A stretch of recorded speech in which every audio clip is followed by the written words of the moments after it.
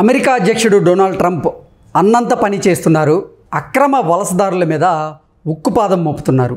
సరైనటువంటి పత్రాలు లేకుండా అమెరికాకి దొడ్డిదారిన వచ్చి అమెరికాలో నివాసం ఉంటున్నటువంటి అక్రమ వలసదారులను ఆయన స్వదేశాలకు పంపించేటువంటి ప్రయత్నం చేస్తున్నారు. దానికోసం సైనిక విమానాలను కూడా వాడుతూ ఉన్నారు. అయితే ఆ విమానాలను మా దేశంలోకి అనుమతించేది లేదు అంటూ హెచ్చరించేందుకు ప్రయత్నం చేస్తున్నటువంటి దేశాల మీద ఇప్పుడు డొనాల్డ్ ట్రంప్ ఆంక్షలు విధిస్తున్నటువంటి నేపథ్యంలో అసలు అమెరికాలో ఏం జరుగుతోంది అనేది పూర్తి స్థాయిలో మనం విశ్లేషణ చేసుకుందాం. ప్రస్తుతం మనతో పాటు ఉన్నారు ప్రముఖ రాజకీయ విశ్లేషకులు, ప్రముఖ సీనియర్ జర్నలిస్ట్ దుర్గా వడ్లమణి గారు. వారితో మాట్లాడదాం.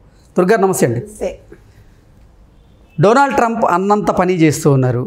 అమెరికాలో అక్రమ వలసదారులు ఎవరైతే ఉన్నారో వారి మీద ఆయన ఉక్కుపాదం మోపుతూ ఉన్నారు. సరైనటువంటి పత్రాలు లేకుండా అమెరికాలోకి దొడ్డిదారిన ప్రవేశించి అమెరికాలో నివాసం ఉంటున్నటువంటి అక్రమ వలసదారులను బలవంతంగా అమెరికా నుంచి వారి స్వదేశానికి పంపించేటువంటి ప్రయత్నం అయితే జరుగుతూ ఉంది. అందుకోసం సైనిక విమానాలను కూడా ఆయన ఉపయోగిస్తూ ఉన్నారు.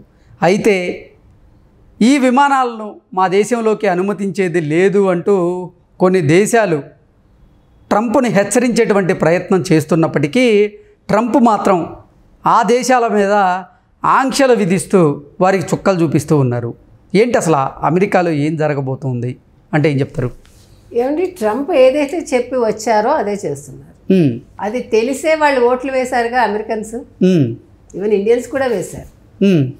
అంటే ఇక్కడ అక్రమ వలసదారులు అన్నారు తప్ప వలసదారులు అనలేదు.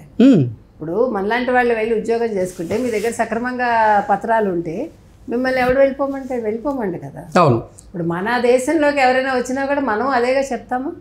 ఇప్పుడు మనకి రోహింగ్యాలు ఉన్నారు, వాళ్ళు ఈవెన్ ఏమంటారు ఆధార్లు సంపాదించేసుకున్నారు, అన్నీ సంపాదించుకున్నారు. మమతా బెనర్జీ లాంటి వాళ్ళకి ఎంత బ్యాక్ బోన్గా ఉన్నారో మనకు తెలుసు. అంటే నిజంగా వాళ్ళు సక్రమంగా వచ్చి వాళ్ళకి ఎటువంటి దురుద్దేశం లేదు, వాళ్ళు ఏదో చదువుకోవటానికి వచ్చారు లేదా ఏదో ఉద్యోగం చేసుకోవటానికి వచ్చారంటే వాళ్ళ మీద ఎవరు కూడా చర్యలు తీసుకోరు. కానీ మీరు చెప్పినట్టుగా ఇలాగ అన్యాయంగా వచ్చేసి ఇప్పుడు అందుకే కదా అక్కడ గోడ కట్టిస్తా అన్నాడు ఆయన. ఇప్పుడు దక్షిణ అమెరికా అనేది ఈరోజు అల్లకల్లోలం అవుతోందంటే ఊరికే అవ్వట్లేదు. ఇన్ని సంవత్సరాలు బైడెన్ లాంటి వాళ్ళు దీన్ని అడ్డుకట్ట వేయకుండా అసలు లాస్ట్ టైమే ట్రంప్ వచ్చి ఉంటే ఈ పార్టీకి అంతా కూడా సెటరేట్ అయిపోయి ఉండేది. కాకపోతే ఏంటంటే అప్పుడు ఇండియన్స్ కొంచెం ఆలోచించారు ట్రంప్ వస్తే ఇబ్బంది అవుతుందేమో అని.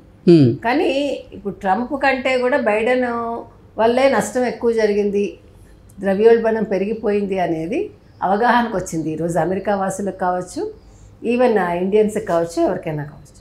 కాబట్టి వాళ్ళు ఏరి కోరి ట్రంప్ని కోరుకున్నారు వాళ్ళు. కాబట్టి వాళ్ళు ట్రంప్ చేస్తున్న పని సరైనదే అని మనం భావించవచ్చు. ఇప్పుడు మన రాష్ట్రంలోకి ఎవరైనా అక్రమంగా వచ్చేసి వాళ్ళు మనం కట్టే ట్యాక్సులు వాళ్ళకి వెళ్తున్నాయంటే మనం ఊరుకుంటామా? ఇప్పుడు అమెరికాలో మీకు ట్యాక్స్ అనేది ఎట్లా ఉంటుందో మీకు తెలుసు.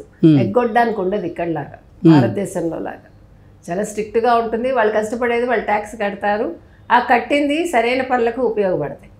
కాబట్టి మరి అది ఆలోచించాల్సిన అంశమే. ఈరోజు కొలంబియా కావచ్చు, బ్రెజిల్ కావచ్చు, మరొకటి కావచ్చు గగ్గోలు పెడుతున్నాయంటే మీకు అంటే మీరు మీ బాధ్యత అది, మీ పౌరులని చూసుకోవాల్సిన బాధ్యత ఆ దేశ ఏమనాలి ఆ దేశాన్నేలే అతను ఎవరు అధ్యక్షుడు కావచ్చు లేదు ప్రధానమంత్రిది అవుతుంది కదా.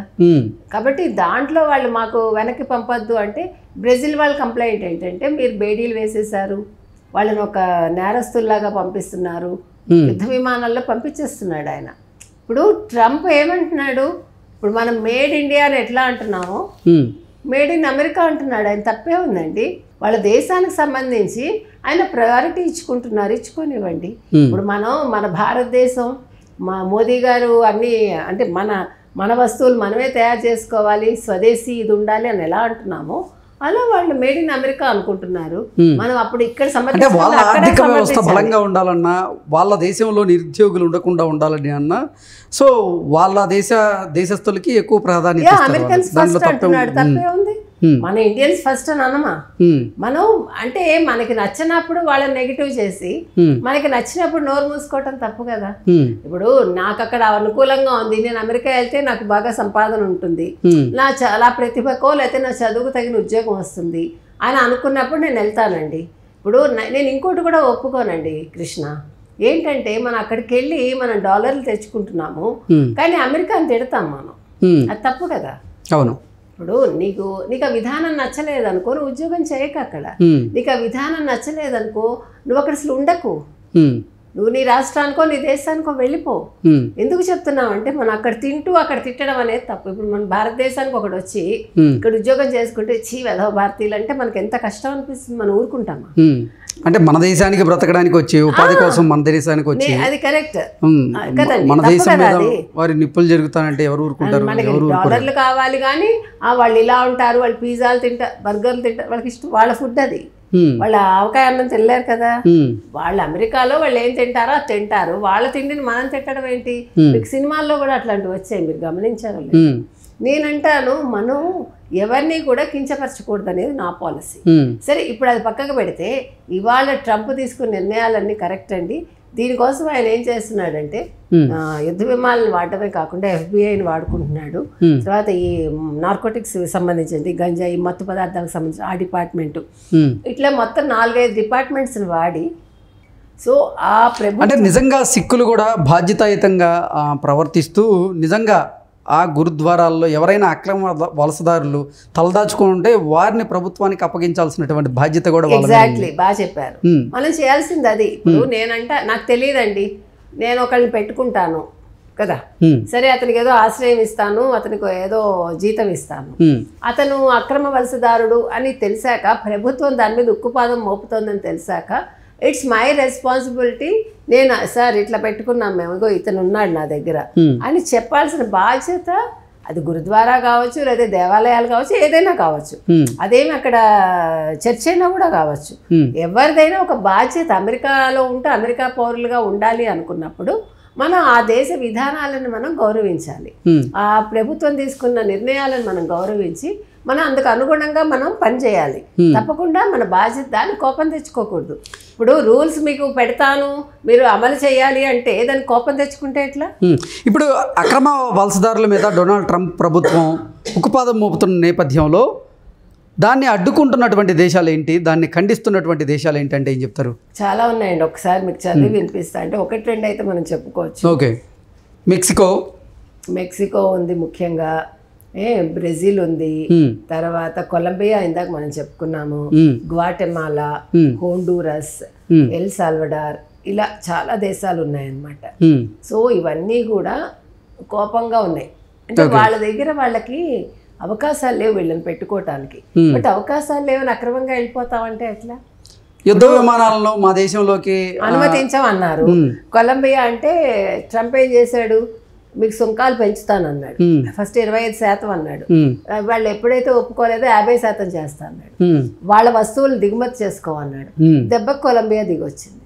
అంటే నేను అనేది ఏంటంటే మనకి కష్టమవుతుందని మన పౌరుల్ని మనం తీసుకోకపోతే, ఇప్పుడు ఏమండి ఇవన్నీ కూడా జనాభా నియంత్రణ మీద కూడా ఆధారపడి ఉంటాయి. మనం ఇలా అంటే చాలా మంది కోపం వస్తుంది, జనాభా నియంత్రణకి దీనికి సంబంధం ఏంటని. ఇప్పుడు ఎక్కడి నుంచి తెచ్చి పెడతాయి ప్రభుత్వాలు జనాభా పెరిగిపోతుంటే? ఒకప్పుడు 2 కుటుంబ నియంత్రణ అనేది వచ్చింది కదా భారతదేశంలో కూడా. ఈరోజు మళ్ళీ పిల్లల్ని కనమంటున్నారు. ఎందుకు కనాలండి? ఇప్పుడు మన వల్ల ప్రొడక్టివిటీ తగ్గిపోతుంది, మన వల్ల రాష్ట్రానికో దేశానికో నష్టం జరుగుతుంది అన్నప్పుడు పిల్లల్ని ఎక్కువ కనకపోయినా వచ్చే నష్టం లేదు. అదొకటే కాదు కదా, 1-2 పిల్లలు చాలు కదా. 10 మందిని కనేసి మనం మన బాధ్యత లేకుండా మనం ఆ దేశం మీద వదిలేస్తానంటే తప్పు కదా. యాజ్ ఎ పేరెంట్ అది నువ్వు ఆలోచించాలి. కాబట్టి ఇవాళ అంటే సో ఈ ఖండిస్తున్నటువంటి దేశాలన్నీ కూడా ఈ ఆంక్షల దెబ్బకి మళ్ళీ ట్రంప్ దగ్గరికే వచ్చి చేరుతున్నాయా? చచ్చినట్టు ఒప్పుకుంటున్నాయి. ఎందుకు ఒప్పుకోరు? ఏం చేస్తారు? కానీ అతలాకుతలం అవుతున్నాయి. అది జరుగుతుంది. ఇవన్నీ టెంపరీ ఫేజ్లు అండి. ఇప్పుడు ఒకసారి వెనక్కి వెళ్ళిపోయాక కొంచెం టైం పడుతుంది వాళ్ళు అడ్జస్ట్ అవటానికి కూడా. ఇక్కడ వీళ్ళేమంటున్నారు, అమెరికాలో మీరు ఇలాంటి నిర్ణయాలు తీసేసుకుంటున్నారు, కొంచెం ఆలోచించండి, తొందరపడకండి. ఇప్పుడు మనకి మ్యాన్ పవర్ తగ్గిపోతుంది కదా, అయినా కూడా ట్రంప్ వెనక్కి తగ్గట్లా.